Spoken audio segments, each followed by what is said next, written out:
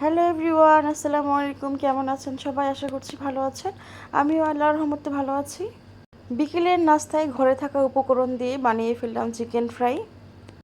ফার্স্টেই আমি চিকেনগুলোকে ভালো করে ধুয়ে ছোটো ছোটো করে কাট করেছি। আর এটাতে কিছু মশলা, সস, সয়া সস এগুলো দিয়ে চিকেনটাকে ম্যারিনেট করে রেখেছি। চিকেনটাকে একটু ক্রিস্পি করার জন্য আমি এর উপরে ময়দা আর কর্নফ্লাওয়ার দিয়েছি।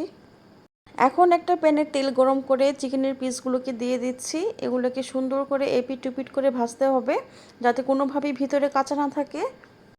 এই চিকেনটা ভাজার কিছু টিপস আছে। টিপস ফলো করে চিকেনটাকে ফ্রাই করলে একদম রেস্টুরেন্টের মতো আপনারা সেই টেস্টটা পাবেন। এইভাবেই আমি আমার চিকেনগুলোকে ভেজে নিয়েছি এবং খেতে একদমই রেস্টুরেন্টের মতো হয়েছে। খুবই মজা হয়েছে। বাচ্চার বিকেলের নাস্তায় এই চিকেন ফ্রাইটা আমি বানিয়ে দিলাম। তো আপনারাও এটা বাসায় ট্রাই করতে পারেন। আশা করছি খুব ভালো লাগবে।